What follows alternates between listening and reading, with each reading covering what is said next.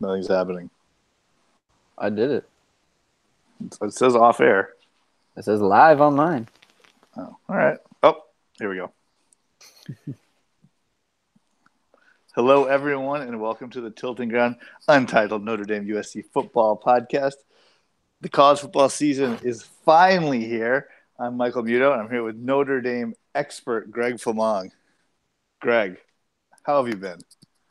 I've been good. So to prep for this podcast, I just watched last season's game over and over again, which didn't actually help me prep for the pod, but I can tell you play for play exactly how Notre Dame's 49-14 rout of the USC Trojans went. So when it comes to the USC portion, that's what I'm going to do. I'm just going to go play by play, if that's fine with you. Greg sent me an email for podcast prep this week, and it was just a link. He said, "This is what I'm doing."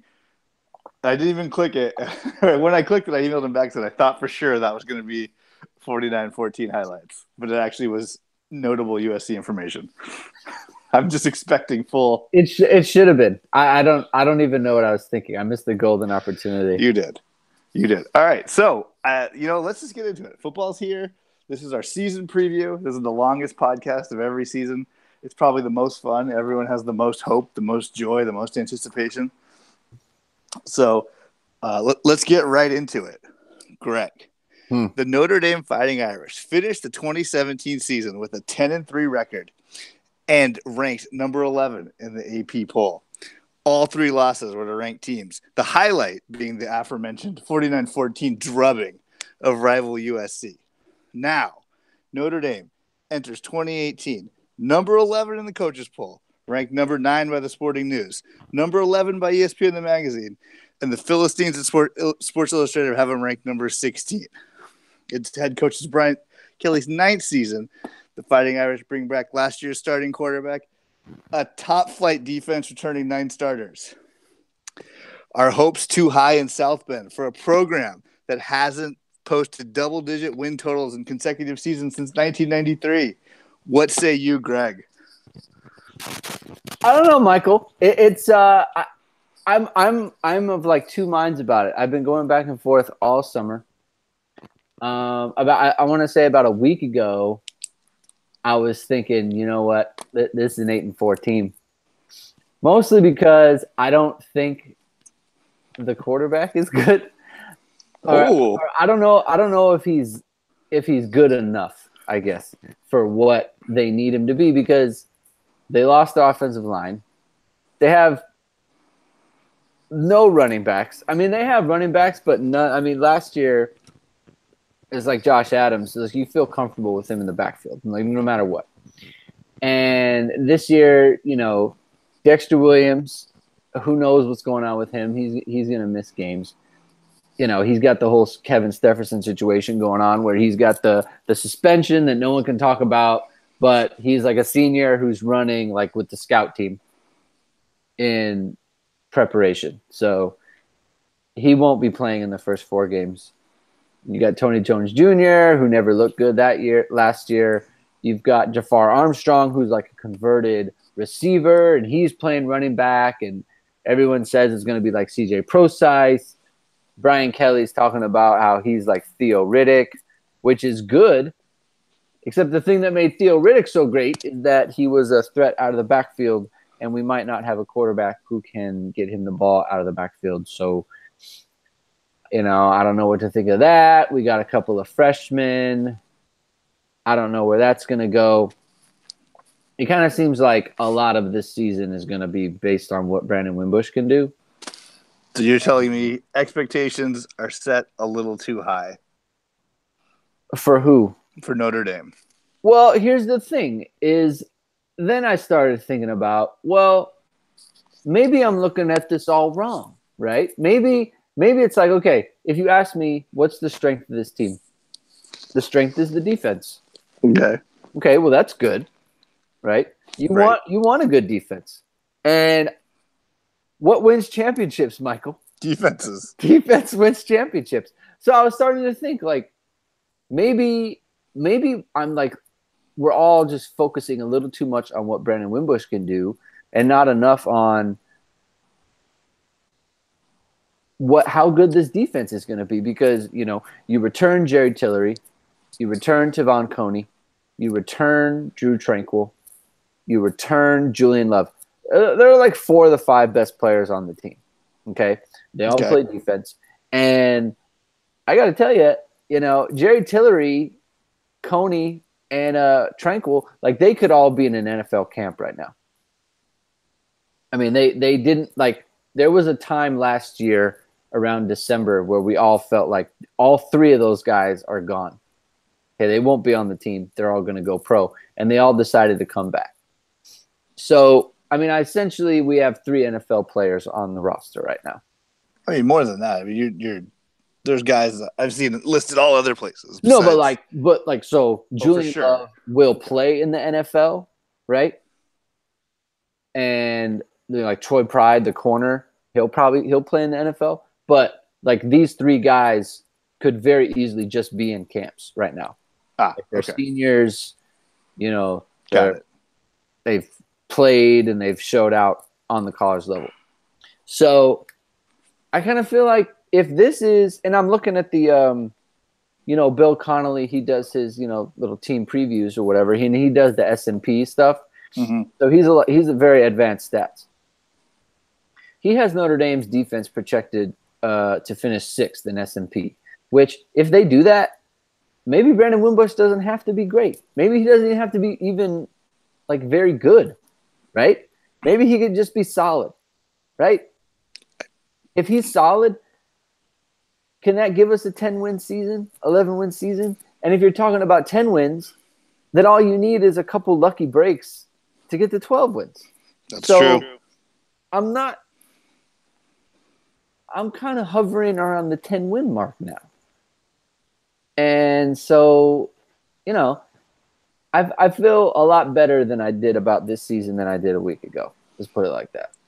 Well, some of my research going into the season said Notre Dame's going to be favored in every game this season. According to Bill Connolly, that's true. According to Bill Connolly, that is a fact. So that makes you feel good. I mean, not really. I mean, look, we could get into it, okay? This Michigan game. Oh, you want to break down the schedule? Well, no. I mean, we could break down the schedule, but I'm just looking at it like the first game of the season. Michigan is gonna. This is not a secret, right? Like everyone watched Notre Dame play football. Okay, so it's not like you got to be like breaking down film to realize, like, oh, Michigan's just gonna load the box, and it's like, yeah, Brandon Wimbush, like go through your reads, and we're gonna blitz you all the time, and see what you can do. Like it's just not a good matchup for him, right? Just based on what he could do last year. So it's like if he looks bad, see the problem is the narrative, right? If he looks bad in the opener, and then Brian Kelly is like, well, I got to go back to Ian Book now. So if he tries to play Ian Book against Michigan, if you bench Wimbush now when you benched him last year, like you're going to lose him, like I think. So now it's like you have this guy who you've been building your offense around him for so long, and what makes him good is his running ability. And like I like Ian Book as a runner, but he's not Brandon Wimbush as a runner. He's not big enough. Like he'll break down over the course of a season. I mean, Brandon Wimbush is an elite running quarterback. Yeah, like he could easily run for 1,000 yards this year. And I'm gonna tell you something else, Michael. They might need him to run for 1,000 yards this year. Like he's gonna be their best running back. He's gonna be their most dependable running back. Like if they need in a big game, if they need short yards or they need it's like 3rd and 3, like they're just as likely to do some sort of quarterback run, quarterback sweep or something than they are to hand the ball off to somebody. In my opinion. We're kind of beating around the bush here. So what can we expect from Brandon Wimbush? We're hemming, we're hawing. I don't know, man. People talk about his accuracy and everything. I just don't. He's not going to be that guy. Like he's not going to be like Everett Golson or Kaiser. Like there are things. that I just don't really have a ton of faith that he can do on a consistent basis, right? Things like, can you get the ball on an RPO, put it in the running back's belly, pull it, and then throw it out to the wide receiver accurately? Like, we have to worry about completing the pass before we can worry about, like, can they block it? Is it a good numbers game with, the blockers out there with the defenders? Like, we don't know if we can complete these passes. So it's like he's not going to be that guy. I think if he can be the type of person who is aggressive as a runner, okay? And when I say aggressive as a runner, I mean, like, he's looking for an excuse to keep it, okay? Because last year he gave the ball up a lot, and a lot more than maybe he should have. He didn't make great decisions as a runner last year, just like, when to keep the ball, when to, give it up on the zone read. And this year, if he can get better at that, like, that's an improvement that I think he needs to make beyond, like, whether he can hit the short pass, because at least he's aggressive and at least he's confident in what he's doing. Like, I never felt like he was confident last year. So that's my question for you is, you're talking about quarterbacking skills and comparing him to other guys and this and that, but really, can he be better than last year? Because the team went 10-3 last year, so can he be better than last year? Well, like, better at what?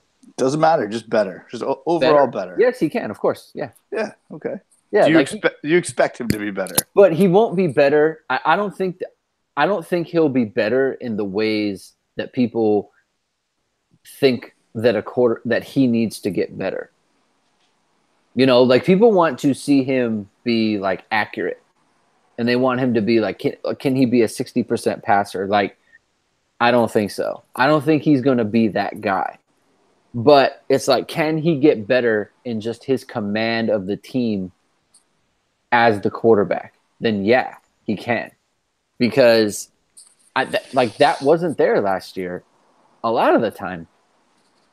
Like, you look at, like, that's the difference between, like, what he did against Miami and Stanford and what he did against, like, USC and NC State. I mean, this guy, he beat, what was it?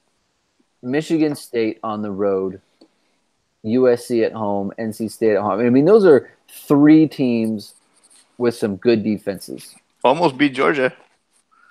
Oh, well, he didn't almost beat. Whatever. He was the quarterback. He was the quarterback. The point is that I talk about those other three games because he played well. And, I mean, they beat Michigan State by 20. Hey, if Mike McGlinchey didn't make a mental error, he could have been the hero of, being the second-ranked team in the nation. Maybe. I don't know, maybe. It's hard for me to assume a game-winning drive there when he had how many drives before that to do something. So, but I see your point. But they beat Michigan State by 20. They beat USC by 35. They beat NC State by 21. I mean, these are teams that finished in the top 20. SC finished in the top 15. I don't remember where Michigan State finished, but I mean, they're top 20 teams. I mean, that just hasn't happened, right? Like right. Everett Golson didn't do that. I mean, Jimmy Clausen didn't do that. Like, they didn't, like, he's won games that just haven't been won by a Notre Dame quarterback in a long time against, like, real programs like USC. Like, that doesn't happen. So, I don't want to just, like, poo-poo the fact that, like, okay, maybe he can't throw an accurate slant route all the time, and maybe he can't throw an accurate swing route to a running back all the time, but he can challenge the defense in ways that, like, is uncomfortable. Like, you just don't want a guy like him running around, coming at you after you try to cover for 5 seconds. I mean, it's college football. You don't need that. That's kind of how it works, right? Like, it is how it works. You don't need, like, look at Robert Griffin. I mean, it's different because he was a very great quarterback, but the point is like, Vince Young, perfect example. There you go. Like, not a great thrower, You get him in a college game, he's running for 250 yards, and then all of a sudden everything opens up for them. So, I don't think that he'll ever be the thing that people want him to be. He won't be a 60% passer. But if he can just be more confident back there and just believe in his ability, and I think it's a big deal. Chip Long, the offensive coordinator, is talking about how, he got to know Brandon a lot more over the offseason and what he likes to do and what he's good at. And if you have an offensive coordinator who can cater the offense to what he thinks his quarterback is best at, I think you can get the best version of Wimbush that you can get. And I think that's good. Is this the first time in the history of our podcast that one of the teams we root for is returning their starting quarterback as the incumbent starter? Probably. Well, how long have we been doing this? This is year 4. Year 4. So Malik Zaire got hurt. We started in 15. Yeah, this would be okay. So Zaire. Well, okay. I think it's going to be Malik Zaire. The first year we did it, he was replacing Golson. Yeah. He got hurt, and so then Kaiser came in, but then it wasn't even because it was both of them in 16. So it was Kaiser and Zaire. So I guess that counts. It was not knowing. Well, it absolutely counts as not knowing, and then it was. It was Wimbush. And then it was Wimbush, and now it's Wimbush again. And then USC's been, Cody Kessler. What's his face? I can't even think of his name now. Oh, Max Brown. There we go. I was calling him Matt Brown. Max Brown, Sam Darnold, and now we'll get to that later. Yeah, I guess it is. Wow, weird. It just hit me while you were talking. Sorry. No, it's good. So yeah, I think that he can be good in ways that people don't really think about. Okay. All right, let's flip it. Go to the other side of the ball. Okay. Notre Dame had a top 10 defense last year. How good is this Notre Dame defense really? Okay, so they weren't technically top 10. Whatever. But I think it matters. Because people look at, when we talk about, Notre Dame went 10-3, and they assume the defense will be the same, and they'll be top 10. So it's like you say, they had a top 10 defense last year, and they lost 3 times. Can they, and it's like the offense is just going to get worse. So why wouldn't the whole team get worse? I think the defense, they were 26th in S&P. So they can get into the top 10. And I think that's where, they can make up for what the offense is losing, I guess. So that's where I think the improvement comes from in order to keep Notre Dame as a 10-11 win team. If it happens. So, what was your question? So, how good's the defense? Who's the best player on the defense? It's Tillery, I think. You think it's Tillery? I think he's the best player on the team. For sure. Wow. Okay. I didn't see his picture in any of the previews I read from the major publications. Sports Illustrated said it was going to be Nick Coleman was the anchor of the defense. That is what they said. And look, it was a coach, so it wasn't it wasn't the writer. It was a coach who said that he's the anchor of the defense. And look, apparently he's having a really good camp. He's not the anchor of any defense. He's just not. He's not that. So, you won't see his picture, but I think he can have a big season this year. I think he can get into, double-digit tackles for loss. I don't want to say double-digit sacks because it's hard to get sacks inside, for one, and for two, there's been 5 players in the history of the program that got double-digit sacks in the season since they started recording the stat. That is, so but can he get 6-7 sacks? And he was an Athlon Sports 13 preseason All-American honorable mention. Yeah, I think that he's good. I think he's going to have a real big season. No one talks about him, but He's a senior, right?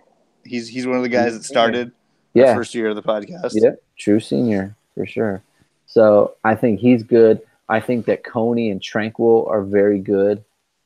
Like I want to say there's like 7 guys on the Notre Dame team who could start for any program.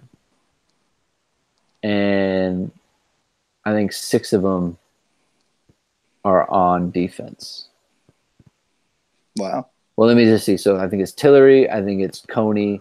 I think it's Tranquil. I think it's Pride. I think it's Love. Maybe it's 2. Oh no. It's 5 on defense. Well, so I think those 2 5 DBs, guys, Jerry Tillery, and the 2 linebackers. Yeah, the 2 linebackers, Tillery, and the 2 corners. And I just think they could start for any team in the country, no matter who it is. I think they would all start for USC.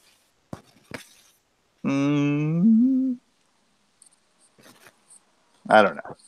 I got to think about that. I mean, think about it. Well, Jerry Tillery would for sure. Who would play over Tillery? Nobody. Okay, so who would play over Coney? Besides Cam Smith, nobody. Well, but like Coney would play a different position.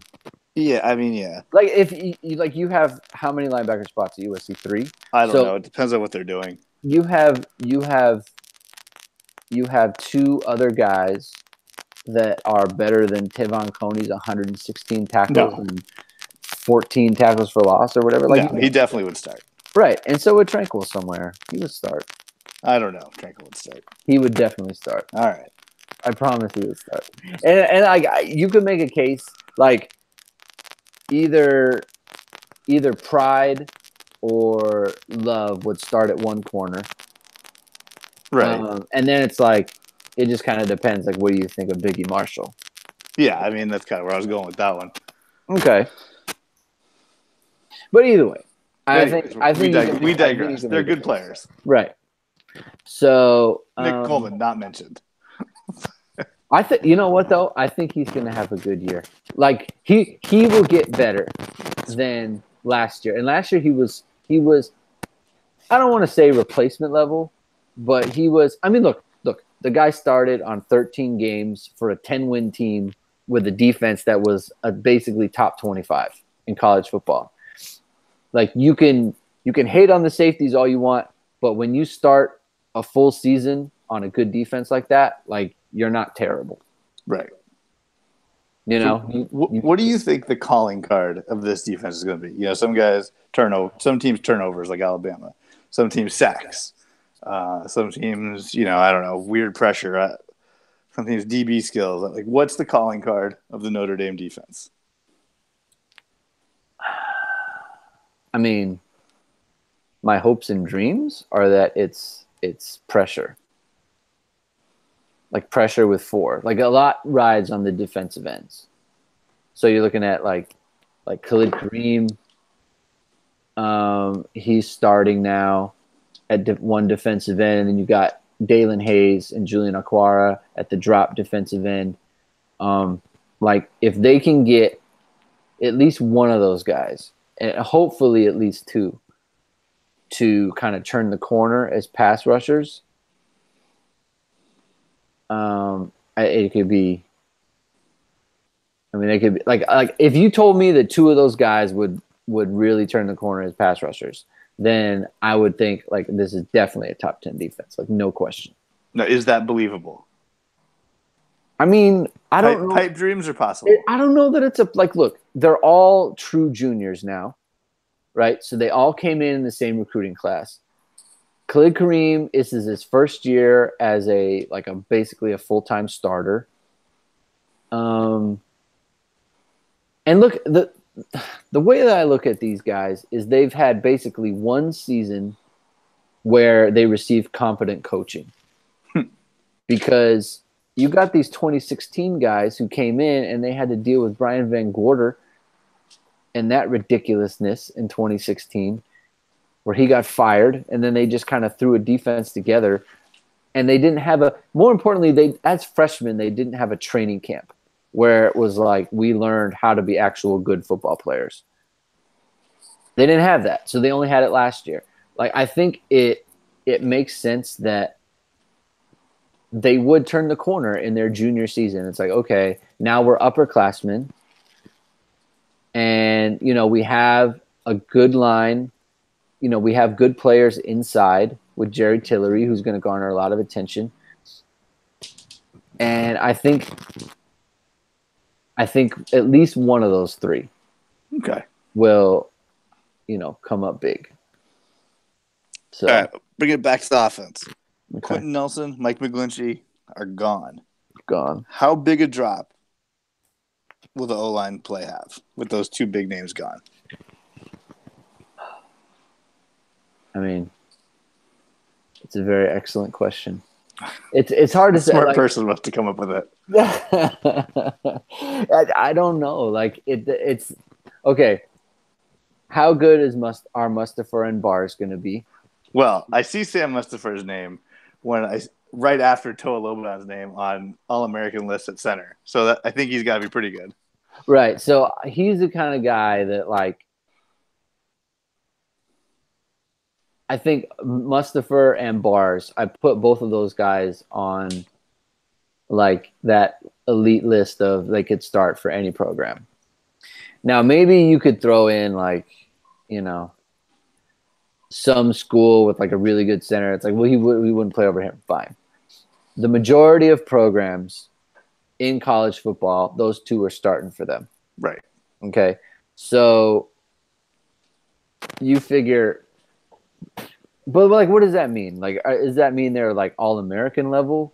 And I don't mean first team. I mean, it's are you second, third team All-American at the end of the season? If they are, that's kind of a big, that's a big deal. Because then it's it raises the ceiling of what the offensive line can be. I think at right tackle, they have Hainsey, the sophomore who started last year. He split time with Tommy Kramer. I think he's fine. And then you have Kramer who moved to guard. And then you have Liam Eichenberg, who's the new left tackle to replace McGlinchey. I think it's just a question of are they going to find the right combination of players at the right positions to get the most out of the line? Because the only person who actually stayed in the spot, or the only two people who actually stayed in the spots they played last season, are Mustipher at center and Hainsey at right tackle. Kramer moved to right guard. Alex Bars moved from right guard to left guard, and then you have Eichenberg who didn't play last year. So it's if you look at the recruiting rankings of all five of those guys, the talent is very good. I mean, it's the best recruited group on the team. But it's you have a new offensive line coach, and you're moving guys around. It'd be very easy to. It's you have the right players, but maybe not in the right positions.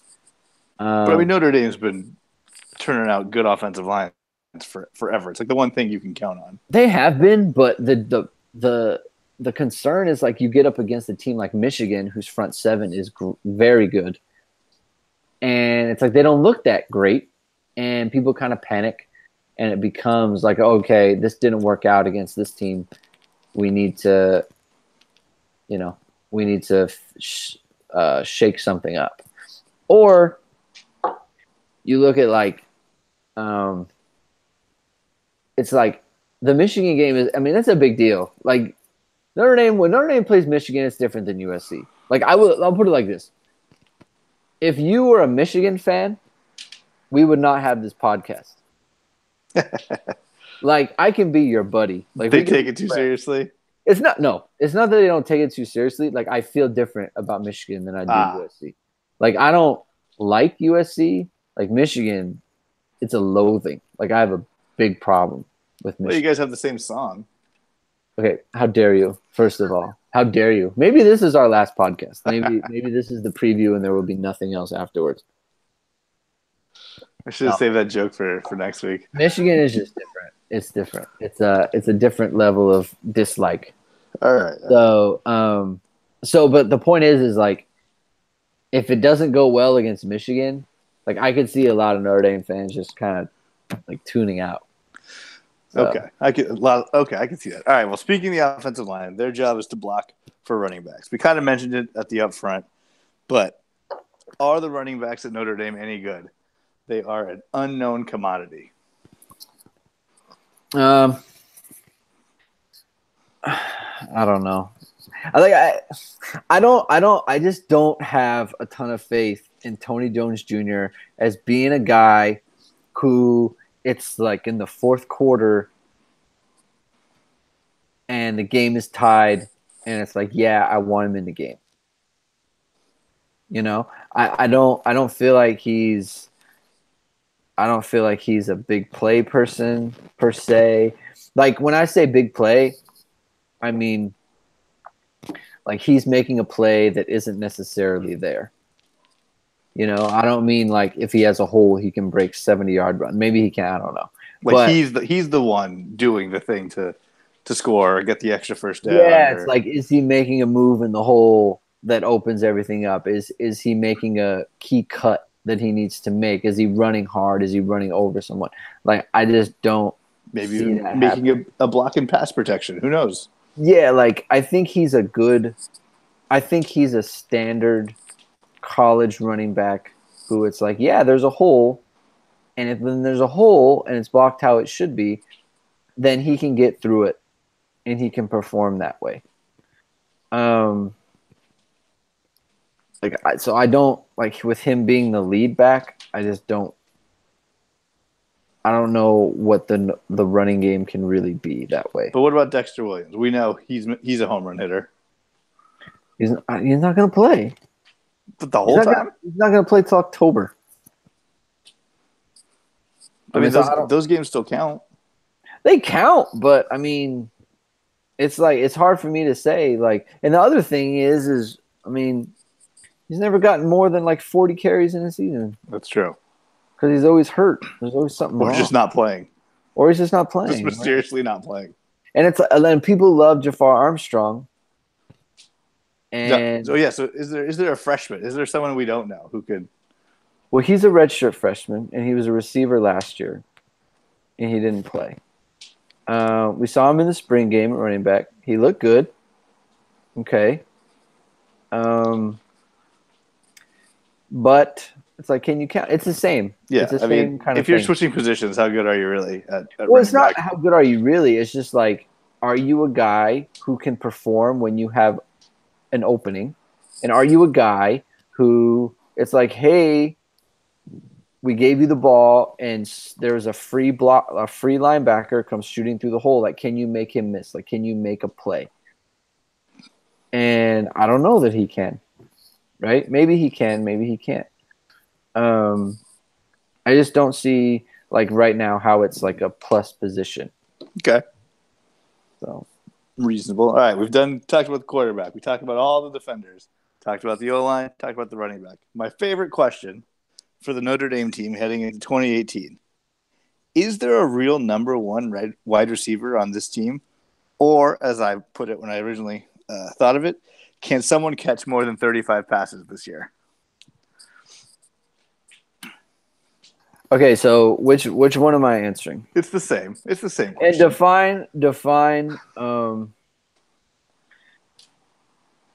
define like number one receiver. Just like you were saying about the running back, a stud, as someone who can make their own plays, who can catch balls that aren't necessarily right at him, who can get separation, who could make people miss. Just a star wide receiver. Not receiver by committee. Or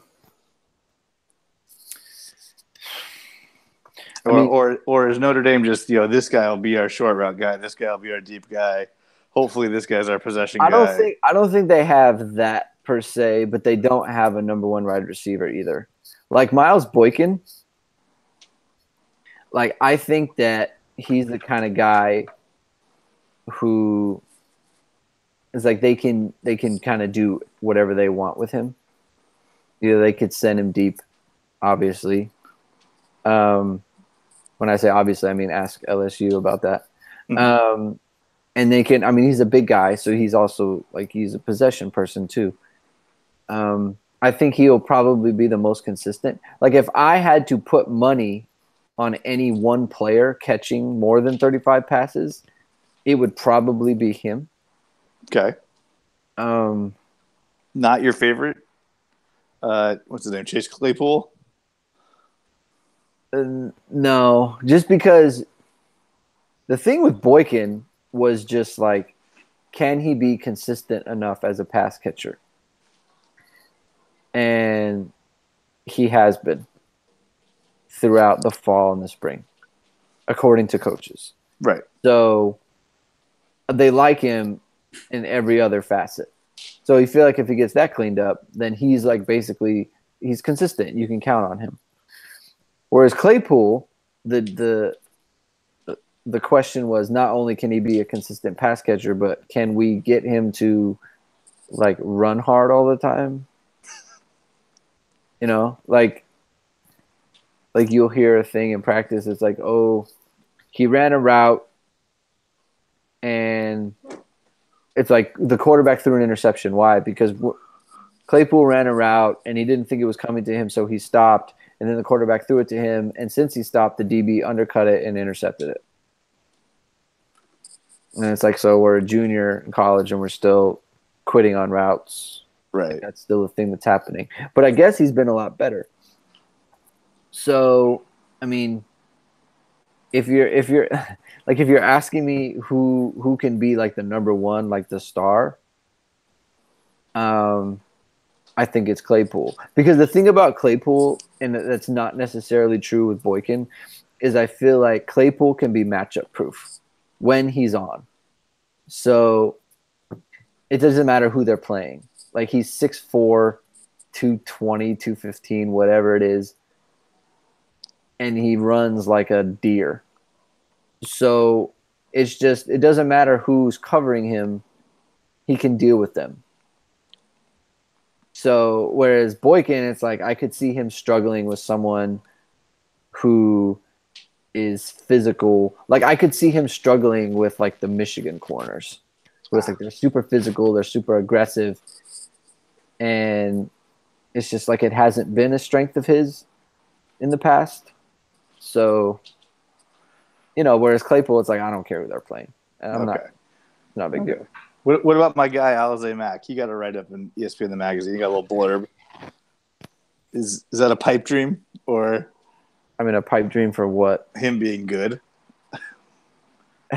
Is he even going to start at tight end? I mean, he might not. I think it might be Cole Kmet. Yeah.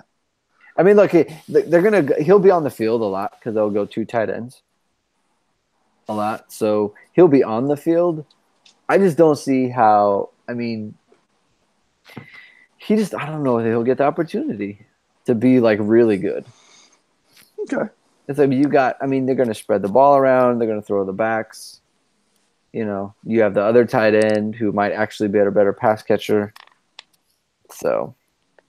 All right, let's do this. Let's break down Notre Dame's 2018 schedule. Okay.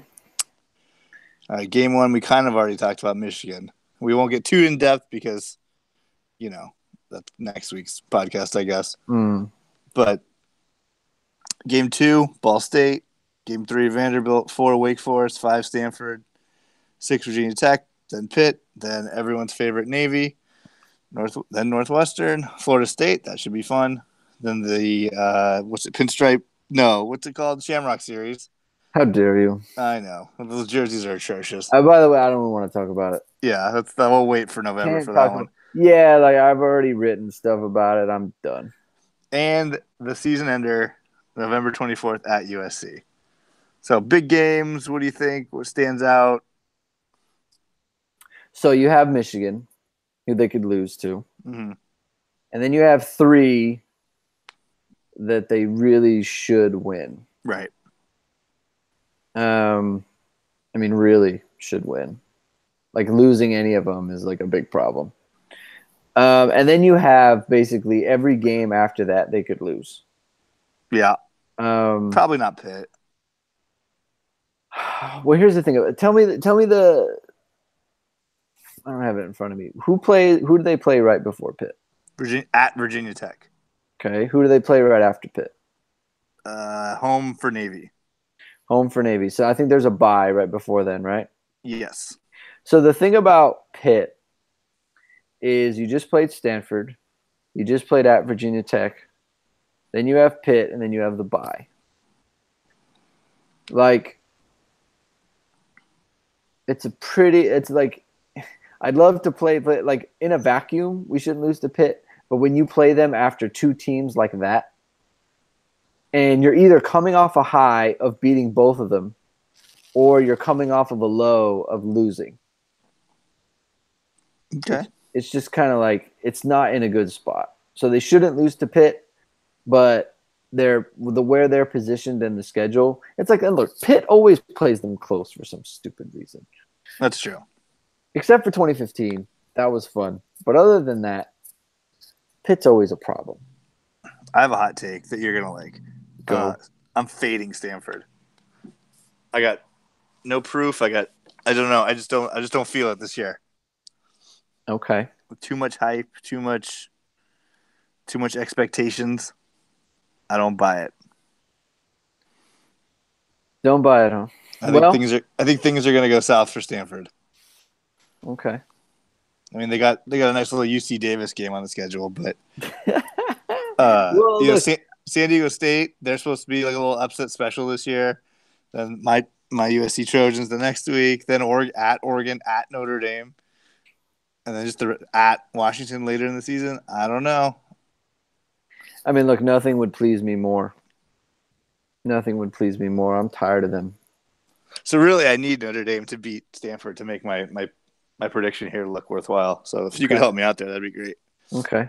I mean, look, the two biggest ones that I'm really most concerned about are Michigan, like the bookends, Michigan, USC. That makes sense. I feel like that's going to kind of set the tone of the season, right? I mean, it's like, who knows what USC could be by the time we play them, though. But that could be even worse. No, totally. Like it could be the only highlight left on USC's schedule. At home in a nice little brisk November day in Los Angeles. I don't know. Neither team does very well in spoiler roles. That's true. It just doesn't usually go very well. All right, so final prediction for the season.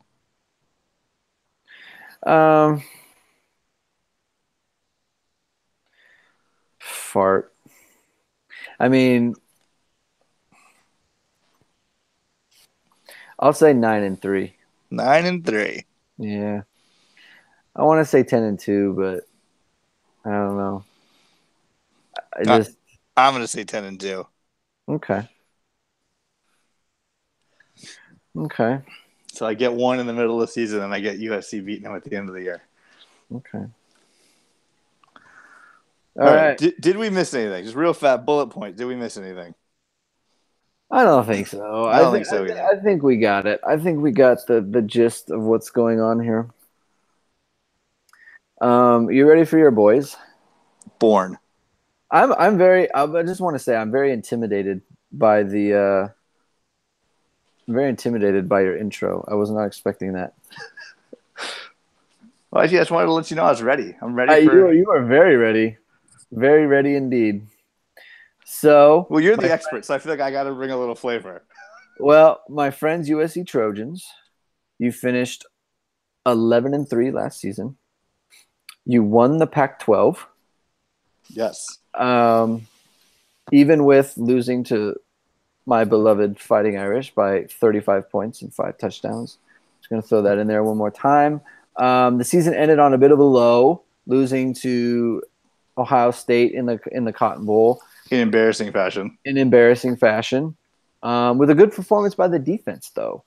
I've seen you ranked mostly around 15. You're 15 in the coaches poll. I wish the AP was coming out. Tomorrow. I didn't go by. I know it's coming out tomorrow. I didn't go by their SI or anything like that. Well, I can tell you where they're ranked in Sports Illustrated, which is why they got a nasty comment. They are unranked by Sports Illustrated. That's ridiculous. I'm not even. That's I'm trash. not even talk about That's that. an East Coast bias. That's terrible. So they were 15th in the coaches poll. They were 17th in the FPI. So that was the kind of the ESPN advanced stats, which was interesting because they had them finishing at 8-4. So it's like, I don't know how many 8-4 teams finished at 16 or whatever, but I guess that's fine. Bill Connolly had them the same, actually. He projected them at number 15 in his S&P with a projected win total of 8.2. Okay. So. Yes, I see him always, a couple spots behind Notre Dame. It's kind of where I've always seen SC. Yeah. Other rankings this year. Similar. Famously, they lost Sam Darnold to the NFL in a first-round pick. They lost Ronald Jones, their top leading running back. They lost 2 offensive linemen, and then they lost Deontay Burnett on offense, Sam Darnold's favorite receiver. The defense lost. Who did they lose here? I wrote this down. The heart and soul. The heart and soul. Uchenna Nwosu. Correct. I have the depth chart, actually. I'm looking at it. They lost Uchenna Nwosu, Rasheem Green, Josh Fatu. And in the secondary, they lost your beloved Jack Jones. Let's pour one out one more time. Chris Hawkins, who I felt like is probably a professor at this point. Yeah, I mean, he's got to be in graduate school at the very least. Not even graduate school, like doctorate, like Professor Emeritus or something like that. So yeah, they lost Chris Hawkins, Jack Jones from the secondary. So Michael, how are you feeling? I don't know. I don't know how to feel. I'm not going to lie. My big problem, I was going to save this for the end, but I'm going to start with it because I think I can't talk about all the positions without it sliding in there, just little hints and tastes of it. I hate Clay Helton. He's the coach. He's the manager. He's the person in charge. I don't know. He's just too vanilla for me. He looks like the manager of a TGI Fridays. Like, there's just nothing. I don't trust him to ever make the right decision. I don't trust him to have the right players out there. I don't trust him to give good quotes to the media. I just there's nothing. There's nothing about Clay Helton I like. He had a gem the other day. So I've been watching like his press conferences and everything, like trying to get actual feel for what this team is and stuff. And he was asked the question about when he's going to name a starting quarterback. And his answer was, I don't have a crystal ball that tells me when I'm going to decide when I'm going to name a starter. Yeah. And I thought, not something you need a crystal ball for, because it's your decision. Like, if you feel like, hey, I know they have 3 scrimmages. He calls them preseason games, which is weird. That's a fun one. So he calls them preseason games, and he says, "Look, I don't know. Like, it's up to you. If you want all 3 games or scrimmages or whatever you want to call it to decide who your starter is going to be, then just say, I'm going to take the 3 games, and then I'll make a decision. I'm going to chart all the throws. We're going to look at all the practice tape, and we'll make a decision from there." Why play this game of like, well, it's because he doesn't know what to do. I don't have a crystal ball. I don't know what I'm going to decide.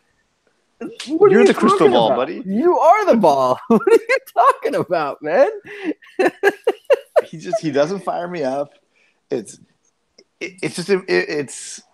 just know whatever he's going to say is not the thing that needs to be said at that time. Like, it's never too bad and it's never too good.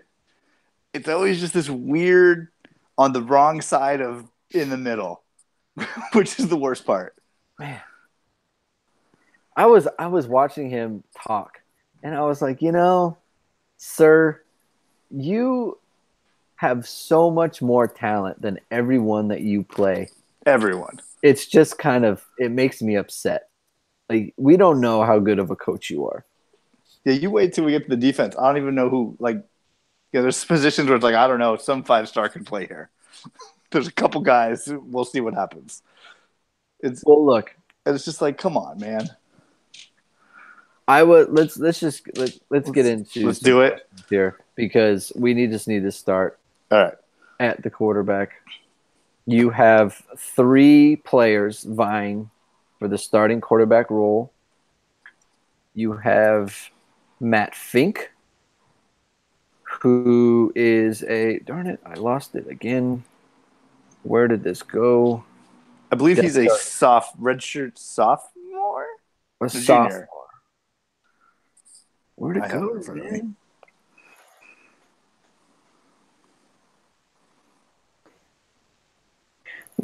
I just had it. Let's edit this. Okay, I can do that for you. I just had the whole roster in front of me, and now it's gone. Matt Fink is a redshirt sophomore. Redshirt sophomore. Jack Sears. Oh, he's just a sophomore. I take that back. He doesn't have redshirt in front of him. Here we go. Okay. There, I found it. No, he's just a sophomore. Here we go. Okay.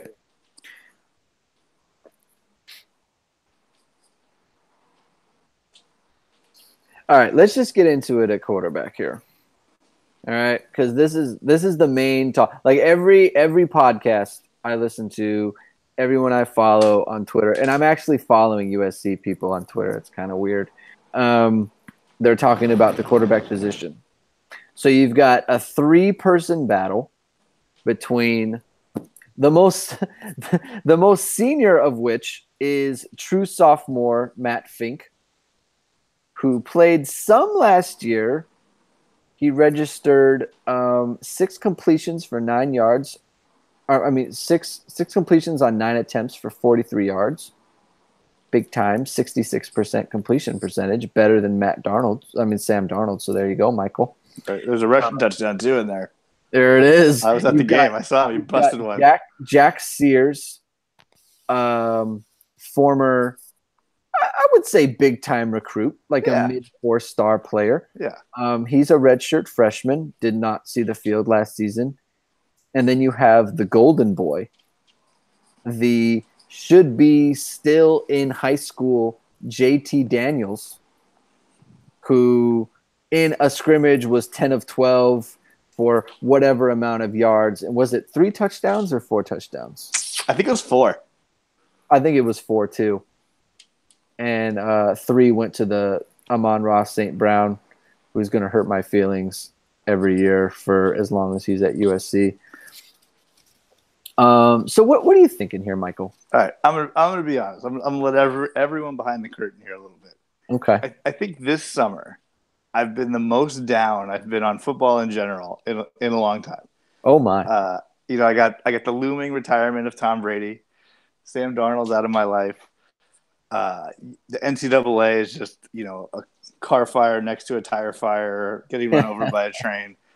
You got CTE looming over everything. I got to hear people are always giving bad takes about national anthem protests. You got just guys doing despicable things to their girlfriends or each other. Or a lot of bad takes out there. A lot of bad things going on. It's football's been at a real low, and I haven't been paying that close of attention. And then I think right before we did our last podcast, I was like, all right, let me fire up the football engines here. Let's see what's going on. And JT Daniels got me back. It was a bright spot in a dark sky, and I'm 100% back on football. I watch the highlights. I look at every practice update. I am in on JT Daniels. It's all I care about. It's all I want. I know. I said that last year. I said Jack Sears was the choice. I had a gut feeling. I'm wrong. I'm taking it back. I'm all about JT Daniels. If JT Daniels doesn't start against who they play, UNLV, I'm done. I'm just leaving. We may have to find a new USC partner to do this podcast with. Like I'll start the website, fire Clay Helton. It's just over for me. If JT Daniels isn't USC starting quarterback, I'll be livid. Like it was fun in games when it was Sam Darnold, Max Brown, like, oh, we don't really know, whatever. It's just this is it. This is the guy. He was at the ESPYs. He was on the cover of Sports Illustrated since the last time we did a podcast. This is it. He's looks as good, if not better, than everyone else. Everyone wants him to be the starter. I think the players, the media, the people around the team. If JT Daniels isn't USC starting quarterback, there will be hell to pay. So here's I think that it will absolutely be JT Daniels. It has to be. And I think that Clay Helton has a tell when they ask him about it, and he says no quarterback has separated themselves just yet. JT Daniels has been on campus for like 10 minutes. Like, when you say they haven't separated themselves, you're talking about the older guys. You're talking about Sears and Fink. They've been in the program. They should be far and away more advanced than him. And if he's out here getting compared on equal footing to older players, it has to be him.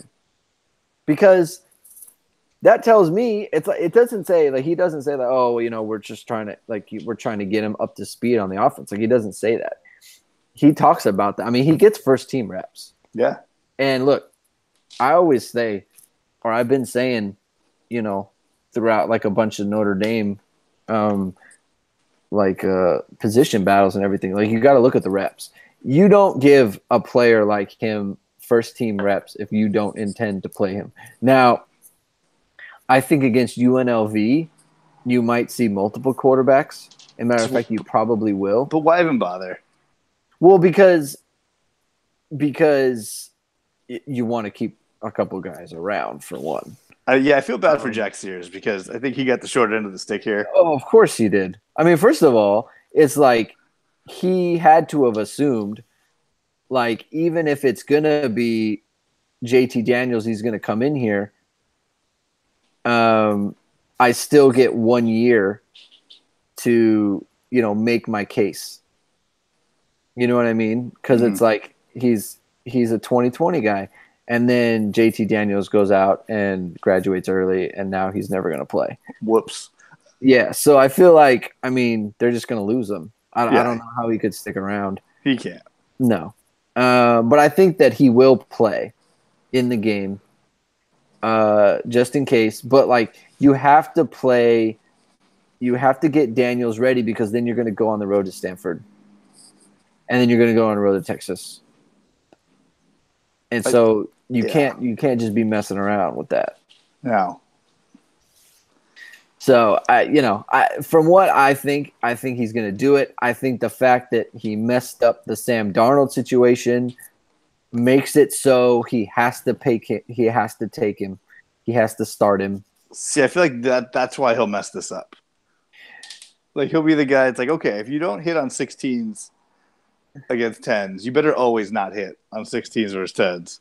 Like, you have to keep your strategy consistent, even if it's a bad strategy. You gotta do the same thing. I go the other way. I think that he says, you know what, I played it safe before and it bit me in the butt.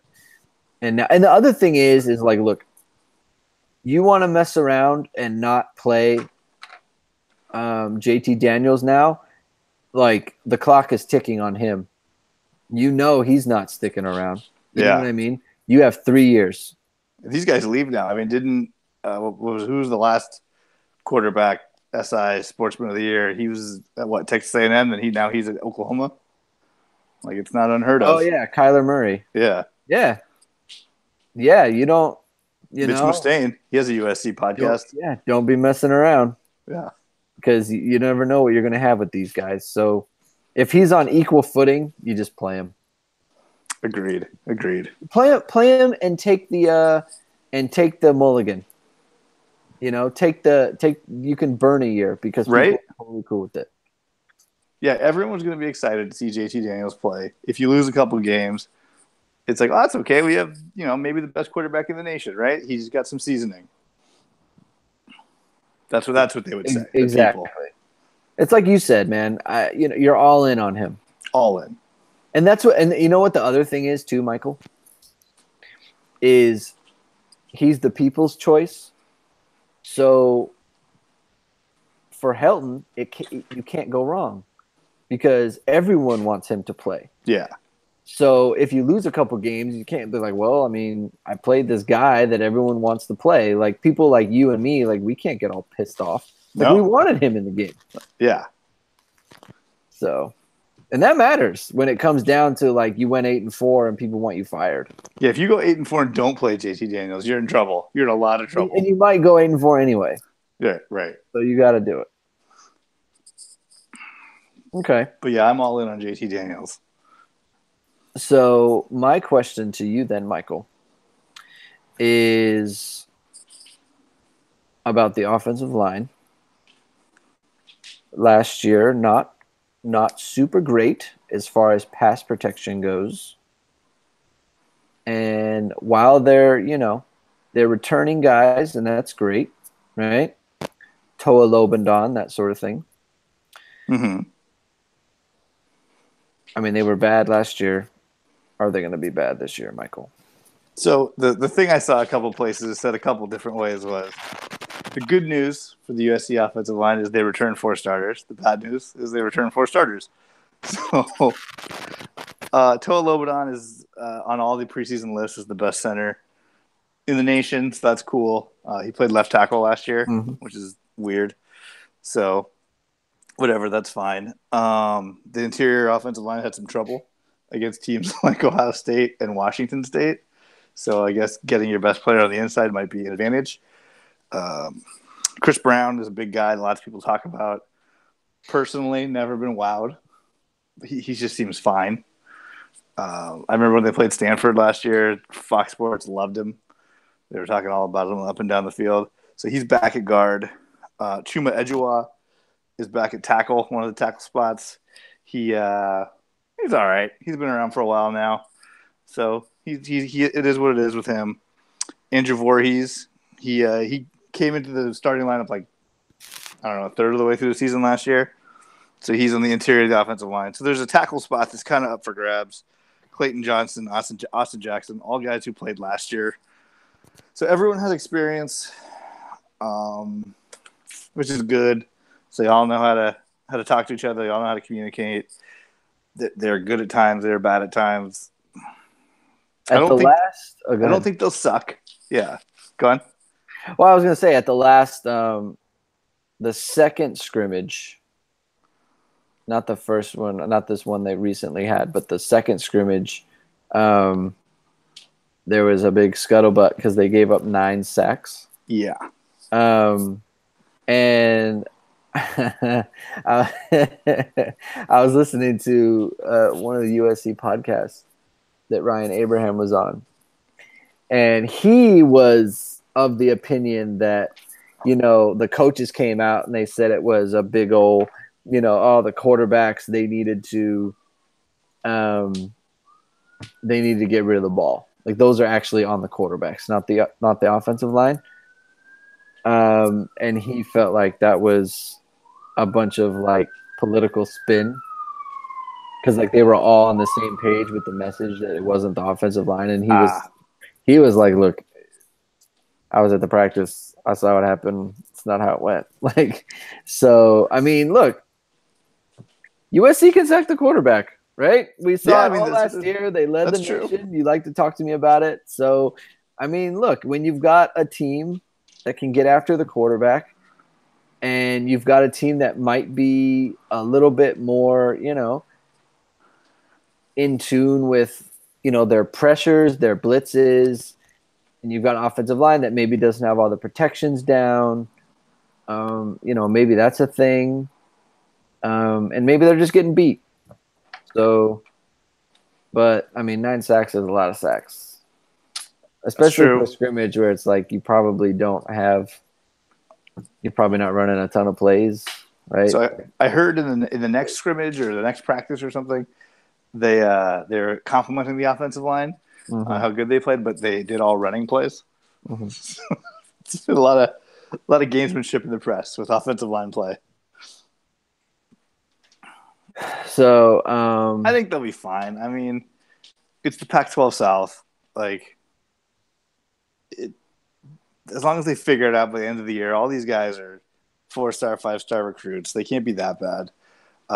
Phil Savage has them as the top 10 unit in the nation. So, or Steele. Phil Steele. Oh yeah, Phil Steele. Yeah, I think Phil Savage is Alabama's like color guy. right. So are you cool with not Velus Jones? That's the receiver. Are you Velus cool Jones with is the receiver. are you cool with Aka Cedric Ware starting at running back ahead of Stephen Carr? I am. Okay. I'm a big Cedric Ware homer. Is that true? It is true. I did not know that. I ride for Cedric Ware. I think that's a real Clay Helton thing to do too, is to have like some competent player start at tailback when you have like this giant home run hitter just waiting on the bench. Stephen Carr is coming off back surgery as well. So the more ease he gets into the season, the better I am. I don't need a banged up Stephen Carr. I want a pristine, ready to go Stephen Carr. Because what we saw at the beginning of last season was pretty incredible for a freshman. Okay.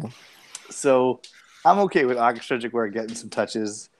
I feel like he's also gotten, I don't want to say raw deal because you know when you're a football recruit, you know what you're getting into. Right. But USC always has good tailbacks. It's always a log jam.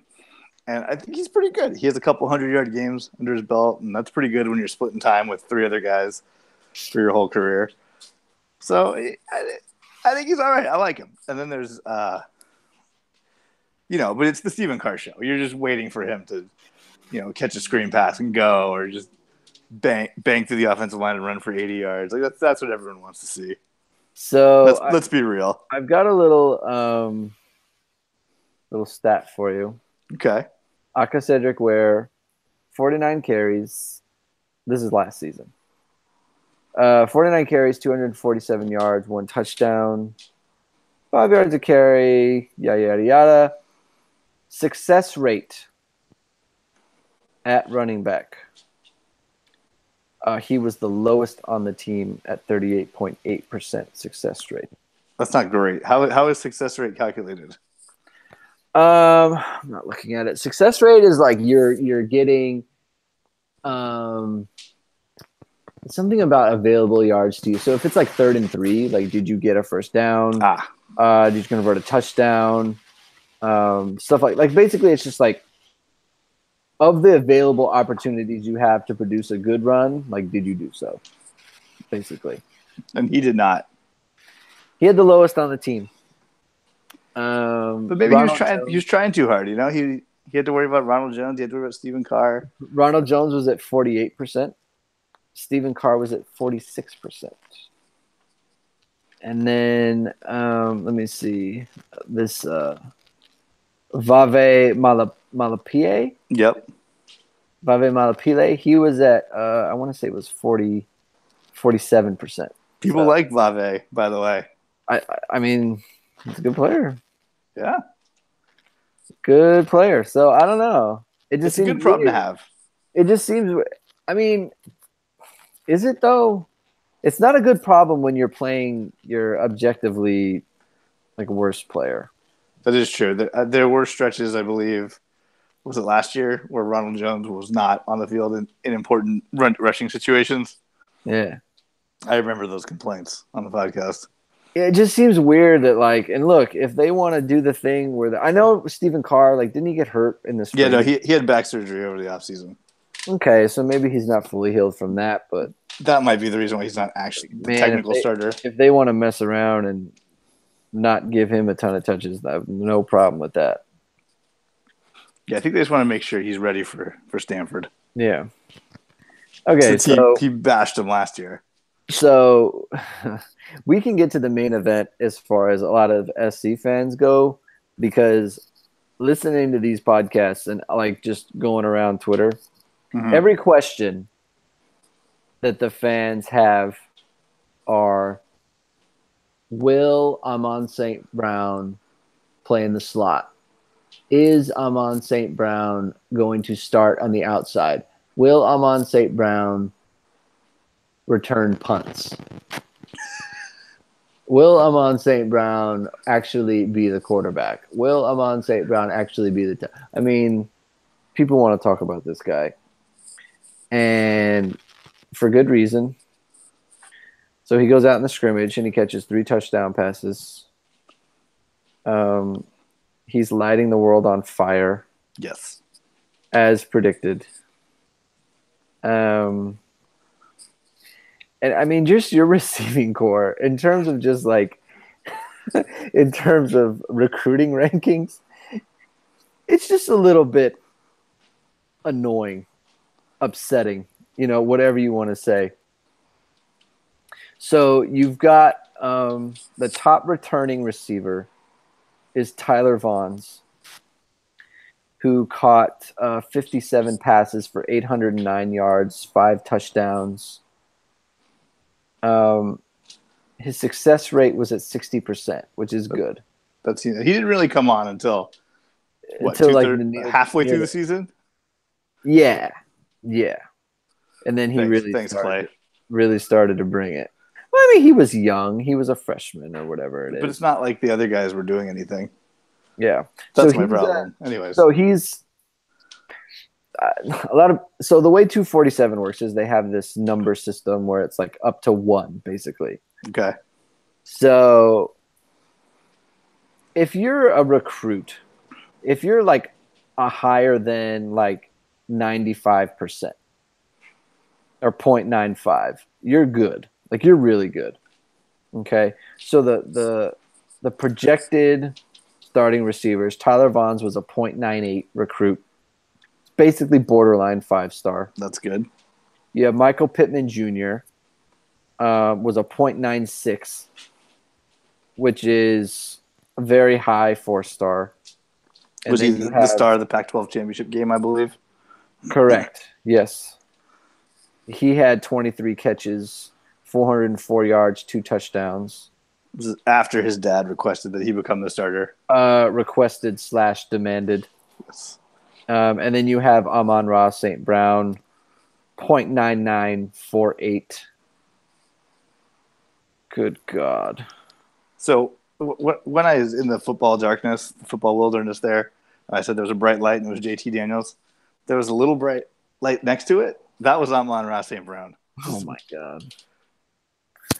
I'm so excited. So my guy Scott Wolf, who, is my favorite USC guy. He's back. Inside USC has moved to a different website. He's back, and he had a nice little shots fired at T. Martin.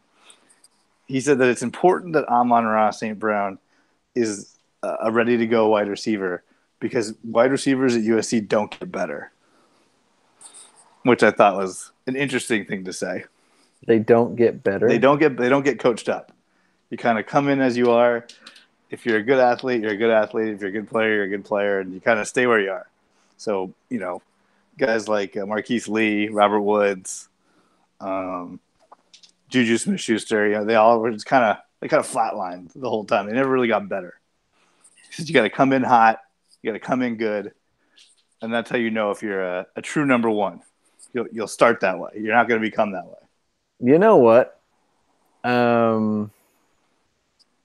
Just anecdotally, just thinking back, that's a pretty good take. Yeah. It's a pretty good take. Because, Juju never really got better. Look at him now in the pros. Well, I think that the most glaring one is Robert Woods. That was a pretty big drop. Yeah. So, and even Marquise Lee kind of ate his lunch, though. To be fair, he did. But then, Marquise Lee is a junior. He wasn't. Yeah. He wasn't what he was as a sophomore. So, yeah, I get it. And look, Amon-Ra, he's awesome. He is so good. I was watching their practice film. Another thing that I'm super jealous of is all their practices are open. You can just go to any practice you want, which is pretty funny because I live in a place where if USC was my favorite team, I could just go watch them practice. But instead, I blog for a team that's like 2,000 miles away, and then I can't watch them practice. And it's like their practices aren't open for another like 2 weeks. Thanks, Brian Kelly. It's pretty funny. Pretty fun. Hey, do you think there are any like USC bloggers in South Bend? I highly doubt it. I don't think so. I mean, who lives in South Bend? First of all, let's be real. Well, I mean, in the adjoining wherever Mishawaka, you think there are any USC Mishawaka bloggers? I bet there's like at least one guy in Chicago. Maybe. That's about as close as you're getting. Yeah. Maybe Indianapolis. Yeah. Maybe Zach Banner has a USC blog. He's still on the Colts. So yeah, no. I was watching them just do like easy ups. But I will say like, this: you're probably not the only Notre Dame blogger in Los Angeles. That's probably true. I don't know what that means. That's true. That's funny. No, I was watching a video and they're like Amon-Ra St. Brown's doing like easy ups, and he's like catching it over his head like it's nothing. Like it's just. Yeah, he's the real deal. I'm like, man, you are so great. There is another freshman too, by the way. A gentleman by the name of Devin Williams. Devin Williams. Who's caught a few touchdown passes. Little .9791. Yeah. He's 6'5" also. Fun fact I didn't know until the other day. You guys, man. I'm so upset. So yeah, there's that. There is that. And then just, the regular, just, other great athletes who are just on the roster that can play wide receiver. Besides those three guys, the three big ones. That hurts my feelings. And we're not even talking about tight ends. All right, so hey, is USC going to lead the NCAA in sacks again? All right, I don't see why not. I know because I didn't know that they did it last year. Okay. So that goes to a team defense unit.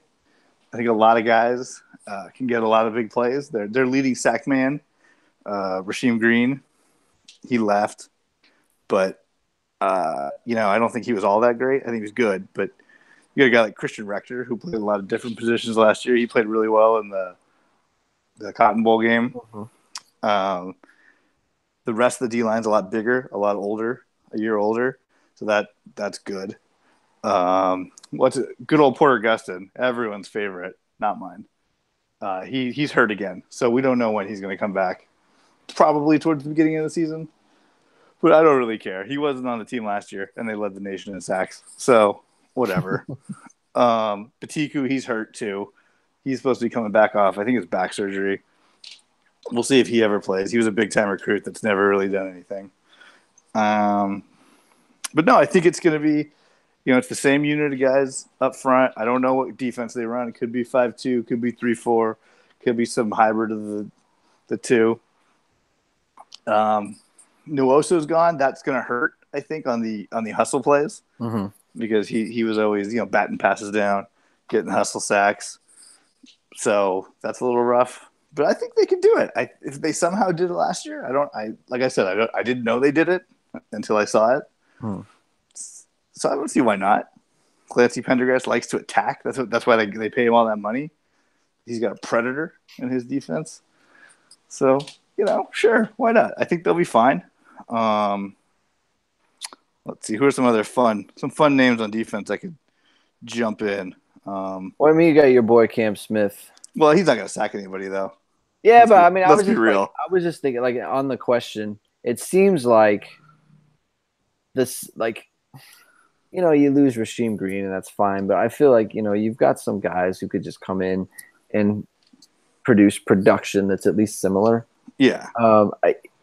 You have basically the core of what you had last year, back. So I feel like the defense will be about what it was last season. Like, it's not a concern to me. Like, no. It's like I said, it's the same defense, and that defense was really good against Ohio State in the bowl game. Yeah, and I think they get better as the season goes on. I think most defenses do. If you're a good, this is kind of dumb. But if you're a good defense, you get better as the season goes on. Because you know all your calls, you know all your switches, you know all your your little tricks, you know what everyone likes to do. I mean, the only team that really beat them up was Notre Dame, and it's like, it's just kind of a bad game plan, really. It got out of hand real fast too. It got out of hand real fast, and Iman Marshall got hurt. I mean, that didn't help, obviously. I'm just saying, like it was like that. Isaiah Langley just got abused by. He did. That's true. Brandon Wimbush. Brandon Wimbush didn't abuse very many people, so I feel like that's a big factor in the blowout, or at least the ground floor of the blowout. And speaking of Isaiah Langley, he's back and available. He is. He could be the starter. Yeah, I think he is now, right? As of this moment. As of this moment, he's the starter. But there's a freshman named Greg Johnson. Yes. Who everybody likes, who's getting tons of time. And then, what's the other guy's name? I just had it in front of me. Ajini Harris is going to be in the slot. He's fine in the slot. Uh-huh. I don't understand. You were a DB. Maybe you can help me through this. Okay. Why? How come some guys are better in the slot and not better on the outside? I feel like being in the slot's a lot harder than being on the outside. I think that for some players it's weird to be in the middle of the field. It's kind of like you can almost think of it as being like left-footed or right-footed. Like sometimes you're just super comfortable being on the outside when you have like the sideline to your right or the sideline to your left or something like that. It takes a different kind of player. Plus, like you're in the mix, like you're very close to the box. So, okay, it's like a lot of the time. I mean, traditionally, it's been a safety just because you have a lot more like run responsibilities if you're playing slot. But now it's like you're taking a player who A, can understand the defense really well, and B, is good playing zone through the slot. It's just a different. It's almost playing like a linebacker position, so it's It's just a different feel. Like you feel like you have a whole lot more field to cover just because, like, there's no sideline usually. So, all right, that makes sense to me. Also, in the defensive secondary is Marvell Tell, who is on many people's short list as one of the best safeties around. Who the other safety is going to be, I'm not sure. There's a bunch of guys. It doesn't matter. They're all 4-star recruits. That's true. Someone will figure it out by the end of the year. Annoying. It's very unfortunate. Yeah. So I think the defense will be fine. You're right. Yeah, I mean, there'll be this team. Like, who starts at the other corner aside Iman Marshall? Like, it's all going on. So, so I guess, what are you predicting here? So let's look at the schedule. All right. Let's look at this schedule. All right. So you start with UNLV. I mean, gotta win that. You have to win that. Yeah. And then you have at Stanford, at Texas. Consecutive weeks. So my hot take with fading Stanford is because USC is going to beat them. Okay. Texas, this could be famous last words. Not too concerned. Really? Yeah. They got that guy, though, that almost beat Sam Darnold. But now they're ready for him. Okay, I guess. What's Jacob Green or Garrett Green? No. No, it's L. What's his? Starts with an E. Yeah, we'll get there. Well, that's week 3. Not gonna beat us. That's exactly. So then you got home for Washington State at Arizona. I don't know how good Washington State's going to be. They got a new quarterback. And revenge game. And it's at home. Yeah. At Arizona. Does Khalil Tate still play for them? Yeah, he was Vegas Insider's fun pick for best odds on the Heisman. That might not be great. Home Colorado. New coach, though. New coach. That's true. Home for Home Colorado. at Utah, Arizona State, home at Oregon State. They're terrible. Home for Cal. They're probably not very good. At UCLA, home for Notre Dame.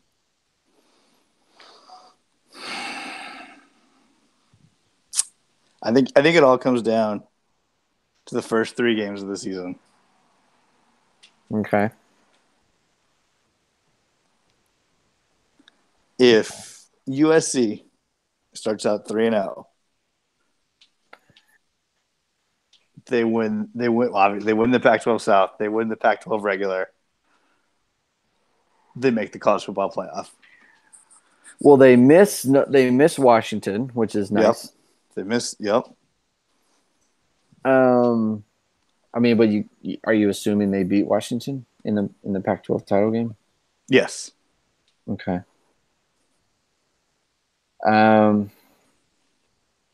Maybe Oregon sneaks in there. I don't know, but at Utah is a concern. So here's a fun game I want to play. Actually, okay. How many games on the schedule is Clay Helton the better coach in the matchup? Well, I'll pick the ones he's not. Okay. So there's probably 3 straight games where he isn't.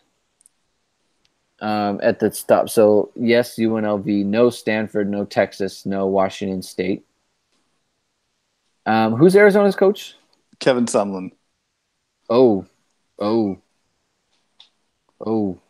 Yeah. I don't know. That's probably like a draw. That's just because he's new. That's a draw. Like, I feel like Clay Helton totally could have flamed out at Texas A&M just the same. Yeah. So I'll give Clay the benefit of the doubt. All right. Because he wasn't just fired. So I'll say. So we're at 2. So we're at 2. Yes, Colorado. So 3. No, Utah for sure. Arizona State. Herm Edwards. Jesus Christ. How could anyone think that that's going to work out? I'm worried about this. You should not be at all. You should be worried about Arizona State if you played them like early September. Okay. Like late October, no way. They'll be flamed out by then. All right. Oregon State, yes. Cal, yes. No, UCLA. And no, he's not better than Brian Kelly. So what is it here? 1. I think it was 4. He was better than 3, 4, 5. Oh, 5. No, 6. Okay. Oh, yeah. Oregon State, Cal. Which is what you want at USC. Guess. It's what you want, my friend. All right. I thought you'd be more objective than me. That's why I asked. Okay. So what are you thinking? I think 9-3 too. I think they'll be the same. Okay. Yeah. Yep. All right. That's what I think, my man. So what do you think? I think JT Daniels, this is it, man. This is the beginning of an era. I think so too. This is we'll all remember these games. This is it. I mean, wasn't that kid the kid at Georgia was a freshman last year, right? Mm-hmm. And he got to the college football playoff. Mm-hmm. Old Johnny Football won a Heisman. He was young. Not a true freshman, though. Not a true freshman, though. No. But not nearly as mature as JT Daniels. Correct. That's objectively true. Yeah. So I think we've seen freshmen be successful in the NCAAs. I'm ready. This is it, man. And Amon-Ra St. Brown, he's got somebody who can deliver him the ball. I tell you what, it's the glory days. It'll be very exciting. That's for sure. It better be. If Clay Helton somehow mucks this up and all the games are close and low scoring. Hey, that'll be exciting too. For the wrong reasons. Yeah. Excitement is excitement, my friend. All right. So let's wrap it. Yeah. So next week is usually my least favorite podcast of the season because nothing's happened, and we're kind of just rehashing some of the things we already said on this podcast. But there could be USC starting quarterback news, so it could flip and be my favorite podcast of the year. That's funny. It probably will be. He's got to announce it. You never know, man. You never know. The crystal ball is not open for business yet. Correct. So I'm happy the season's back. This is year 4. It's exciting to go through a whole recruiting class. That's my favorite facts of the year. Oh, cool. Is that Cam Smith and Jerry Tillery? I think they're our patron saints. Wow. Wow. We are, man. Can't believe that. That's crazy. Now, depending on how many episodes we put out this year, we could get to 100. How many do we need? I think we need 27. Oh, my God. Well, no, we usually do about 25. Really? Yeah.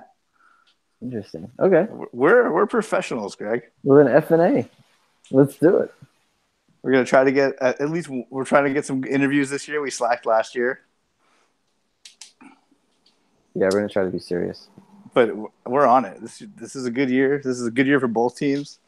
College football's here. I'm excited for football again. JT Daniels lit a fire in my football soul.